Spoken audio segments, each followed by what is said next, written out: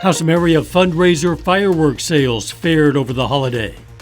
Health officials nationwide are concerned about the spread of the Delta variant of the coronavirus. I'm Skyler Henry at the White House, where despite the concerns, President Biden says the U.S. has the upper hand in the fight against COVID. And why mosquitoes target some people more than others. The 4 states' most watched news starts now. Our country may have been dealing with a fireworks shortage this year, but that didn't stop some Joplin area sellers from having record-breaking sales. This is KOAM News at 5. Sellers include the Watered Gardens Fireworks tent, which raises money for their Forge program that helps people down on their luck get back on their feet with employment, shelter, and more. Watered Gardens Director of Management says their tent was fully stocked and they had a great 4 days of sales. We saw an increase in sales of over 60% from last year, and the net proceeds that go to Watered Gardens Forge Campus were up 33%, so we're very happy. Tonight at 6, we're going to hear from Watered Gardens fireworks supplier, Military Fireworks, and learn if their sales were as successful as those of the Joplin Homeless Charity. 2 people died in separate Northeast Oklahoma crashes on the 4th of July. One was on West 100 Road, northeast of Copen, Oklahoma. The Highway Patrol says 29-year-old Ethan Smith of Caney, Kansas was killed when the pickup he was driving hit a bridge, went off the road and struck a tree. The other crash was on US 59 south of Jay, Oklahoma late last night.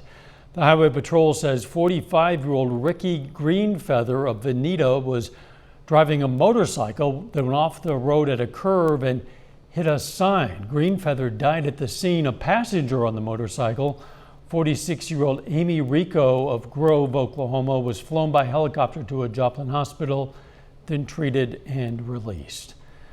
Checking in with Doug Heddy for a first look at the weather.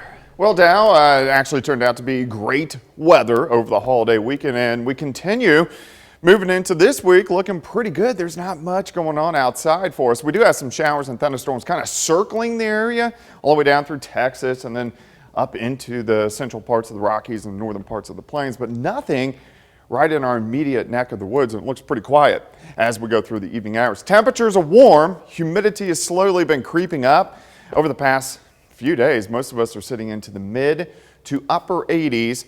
And if you factor in the humidity, we don't have these high heat indices yet, even though the humidity has slowly creeped up. But I do think that will change a bit as we go through the next few days. That will start to increase. Through the evening hours, looks good. Slide back through the 80s, 70s. Of course, we're going to look at this week, talk about some more rain chances here in just a bit. All right, catch you then. Thanks, Doug.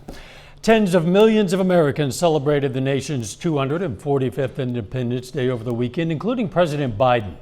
The president and top administration officials also used the holiday to push more Americans to roll up their sleeves as the more transmissible Delta variant spreads in all 50 states, particularly among the unvaccinated.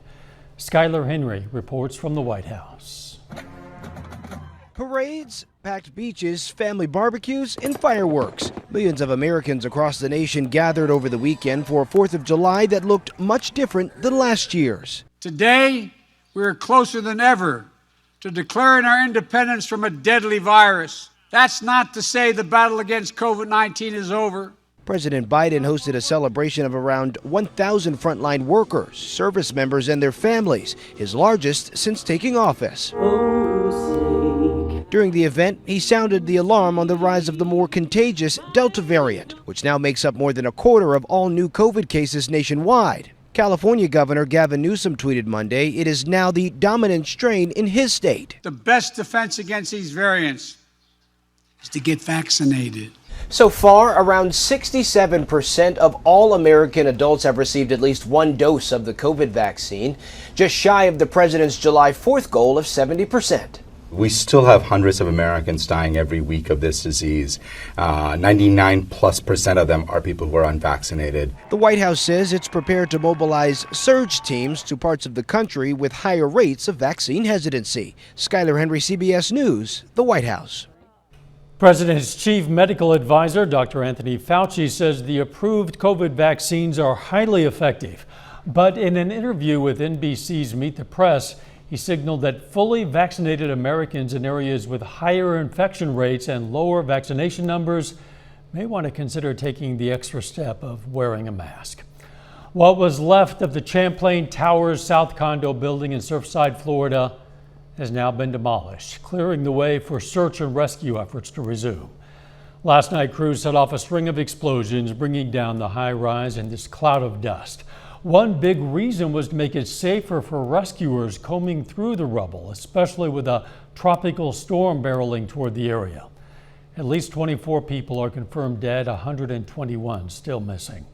Pope Francis is doing well after undergoing surgery for intestinal problems yesterday to remove half of his colon. The 84-year-old pontiff is expected to remain hospitalized for about a week. A Vatican spokesman says the Pope is in good condition and alert. Still ahead, an unusual grocery store coming to southeast Kansas, and next in Health Watch, why mosquito bites are more problems for some than others. Topping today's Health Watch, low exposure to ultraviolet B light from the sun may be associated with an increased risk of colorectal cancer. Researchers at the University of California, San Diego say the link was significant, particularly in older age groups. They suggest lower UVB exposure may reduce levels of vitamin D, which has previously been associated with an increased risk of colorectal cancer. There may be a new target for difficult to treat breast cancer. Researchers in California who transplanted triple-negative breast tumors into mice were able to significantly shrink the tumors by genetically removing a particular protein. Mosquitoes are more than a nuisance. They can carry serious illnesses. Now, some people feel they are more prone to getting bit than others. Susan Elizabeth Littlefield looks at the science behind mosquito bites. With all of the fun that summer entails, there's a nuisance too, those pesky mosquitoes. Do you get a lot of mosquito bites? Yes. Yeah. What does it feel like? It itches a lot. But for others, they just don't seem to be on the mosquitoes' radar. Some people say they get eaten up. Where do you fall in that? My mom and I garden a lot in our backyard, and I'll see her come with tons of mosquito bites, and I'm here oh, I have nothing. So why are some people more prone to bites than others? One thing that scientists have known for a long time is that mosquitoes are attracted to the odor of used gym socks. University of Minnesota entomologist Dr. John Oliver has the unexpected explanation. They're being attracted to that kind of mix of bacteria and fungus that causes foot odor. That's why mosquitoes often bite people on their feet and ankles. Dr. Oliver says mosquitoes can also be drawn to people for genetic reasons. Some people metabolize food in a certain way and emit a certain smell. So it may not be that you're unclean. It might be your particular odor attracts the bugs? Absolutely. So if you had two perfectly clean people next to each other who just had the same, bathing regimen, one of them could definitely still be bitten more than the other. So it's not in our heads. Some of us are more prone. Yeah, it's absolutely the case. So be sure to protect yourself from those mosquitoes. Use repellent and wear long pants and sleeves. Susan Elizabeth Littlefield, CBS News. Dr. Oliver says using scent-free shampoos, soaps, and lotions can also help keep the mosquitoes away. Researchers in Spain make links between eating organic food and higher levels of intelligence in children. A study published in Environmental International says kids who eat organic raised food had better fluid intelligence in solving reasoning problems and retaining new information. They add fast food diets hurt academic achievement. The scientists studied about 1,300 children all across Europe and also did consider environmental factors. Researchers in Canada have come up with an online evaluation to help predict end-of-life needs for older adults. The team found that declines in a person's ability to carry out daily activities were stronger predictors of 6-month mortality than the diseases a person has. They hope their tool can help families plan. And that is a look at today's health news. A little bit later, another big cyber attack and concerns that more could be coming. Plus, getting hotter over the next few days. Of course, we're going to look at that forecast coming up.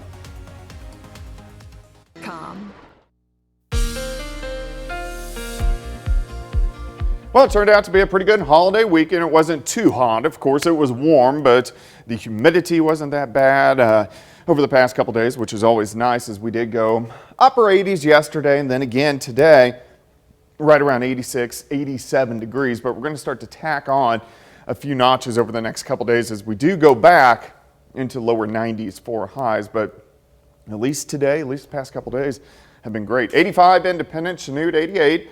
Pittsburgh 86, 85, and Miami Anderson is sitting at 84. We have Lamar checking in at 86, and our humidity still isn't that bad. Our dew points right now, they've come up a little bit. You can see most of us low to mid 60s, which kind of puts us in that not bad to sticky range, but we'll start to creep up on the humidity a little bit over the next couple days. So we don't really have much of a heat index. It feels very similar to what the actual temperature is outside. Looks great. 7th and range line looking off toward the north. Currently outside, 86, pretty much calm winds. Humidity is at 46%. It looks like a fantastic evening for us as we drop back slowly through the 80s, 70s, and then I think most of us overnight lows, upper 60s for overnight lows. But you can see we're clear. There's nothing going on here. Clear skies, nothing popping up on the radar. Really, most of the entire four-state area looks pretty good. Here's our next storm system. It's mainly going to slide across the northern plains, but as it dips in by Wednesday, it could give us some scattered showers and thunderstorms. Until then, I think we look pretty good, and we're not going to see much in the way of rain chances. Also, we can drop south right across Cuba. We have a tropical storm. This is Elsa, which is spinning off toward the north fairly slowly right now, but it is not a hurricane. It's a tropical storm, but can still cause some issues, clocking winds at about 50 miles per hour. And as it lifts north, it's going to go right up the west coast and then right past Tampa and should make landfall late Tuesday night into Wednesday. The main threat with that is going to cause heavy amounts of rain across the state of Florida. Back here at home, we look okay. We have partly cloudy skies for us tonight. Upper 60s for overnight lows, partly sunny skies for us tomorrow. I think our high temperatures a little bit hotter as we approach 90 degrees, so 83 by noon. High temp right around 89. Tomorrow night looks good as well. Partly cloudy skies will drop back near 70. And then as we go into Wednesday, we'll start to get some scattered thunderstorms during the afternoon as a cold front rolls in. These are going to be very widely scattered, but I think at least 50 or 60% of us will at least get some showers and thunderstorms as this front rolls through. And then we look good again as we go into Thursday. It looks good, a little bit cooler, humidity a little bit lower, and then a little bigger storm system will start to roll in by the time we head into the weekend, giving us a better chance for widespread showers and thunderstorms by next or this coming Saturday and Sunday. 89 tomorrow, 90 on Wednesday. There's scattered thunderstorms. Thursday looks good. We heat up Friday. Cool down a bit over the weekend, but we get scattered thunderstorms Saturday, Sunday, and Monday. But all in all, not a bad July week. Yes, and this has been a near perfect 4th of July weekend, really, weather-wise. I know. It seems like we struggle to get those a lot of times. Yeah, usually it's too hot. Yeah. Thanks, Tom. Coming up, one of the world's largest cyber attacks. First, though, we honor a World War II veteran from Baxter Springs, Kansas. Charles Venturella served in the South Pacific with the U.S. Navy, and we are proud to salute bosun's mate Charles Venturella, a four-state hero. You can learn about lots of other heroes, hundreds of them from all across this area. You can also submit a hero of your own anytime. It's very simple. You just click on the link on our news site. That's KOANnewsnow.com. Culture.org. Topping today's Consumer Watch, Humboldt, Kansas used to be classified as a food desert because of a lack of a grocery store, but recent opening changed that. The new grocery store named Our Market took over the location of the old Moon's Hometown Market, which closed more than a year ago. Our Market is a family-owned store. It's trying to provide fresh, local products. The owners say they saw more than 300 customers on their opening day. There's been so many hurdles and ups and downs that it's so good to just get it open. It's not perfect by any means. It's going to take me a while, take my husband a while, to kind of get our bearings and get our feet underneath us. But it just feels so good just to be open and knowing that there's customers in the store. One unusual feature of the store, live cattle brought in the back door where the beef is butchered, aged, and prepared for retail sale. Tyson Food is recalling millions of pounds of chicken products. The USDA says nearly 8.5 million pounds of Tyson chicken were possibly contaminated with listeria.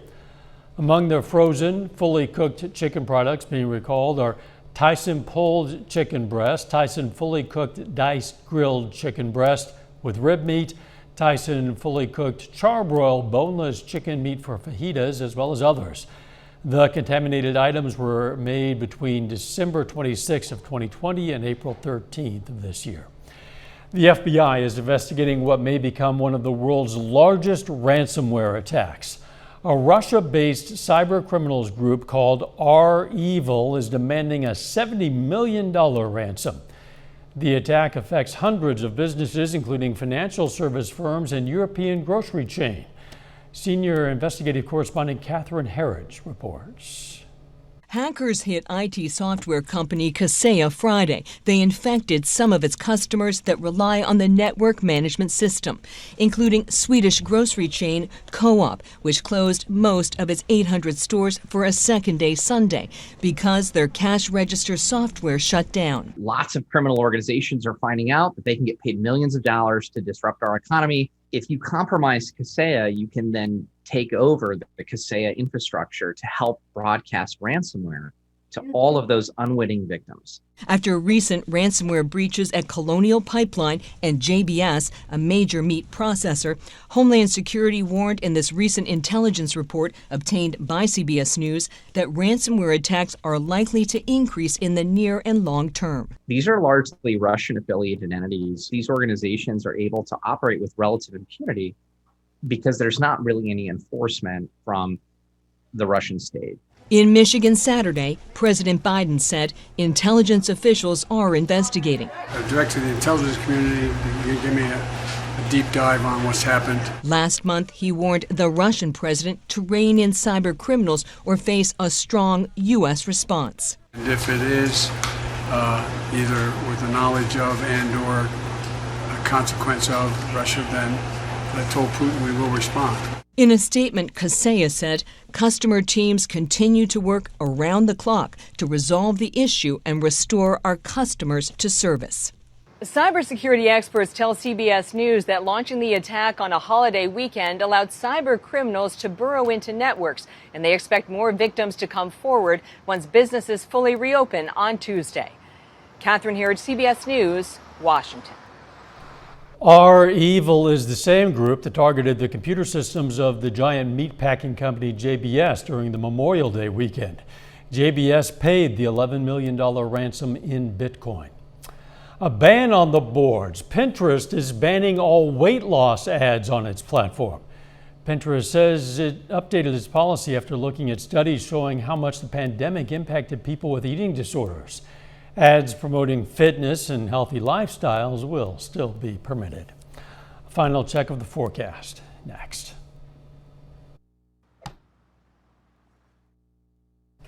The CBS Evening News is next. Then on KOAM News at 6, more on how some area charities fared with their fundraiser fireworks sales. Plus, the Independence Day celebration continues in Fort Scott with tours of the historic site and a photo exhibit. And the Truman Library in Independence, Missouri reopens after 2 years. Stay with the CBS Evening News and then KOAM News at 6. Joey Chestnut breaks his own world record, eating 76 hot dogs in a mere 10 minutes. The runner-up was 26 hot dogs behind, not even close. Right here we're a minute and a half in, and Chestnut's already finished about 16, they say, in his 14th victory. This is his 14th time he's won in 15 years at the Nathan's Hot Dog Eating Contest. I mean, I guess it's a talent. I don't know if it's something I would like to do. It takes practice. Yeah. I think he stretches his stomach with water. Ugh. Otherwise, this guy, he would be huge. How Yeah. do you practice for something like that without, gaining tons? I don't know. That's a good question. The weather looking pretty nice, Doug. Yeah, it does. Tomorrow looks pretty good as well. A little bit hotter, near 90 on Wednesday, some scattered thunderstorms. Hair cooler Thursday, back up Friday, but we do get nicer temperatures in by this coming weekend. Thanks for joining us. CBS Evening News is next. We'll see you right back here at 6. Let's make it a great evening.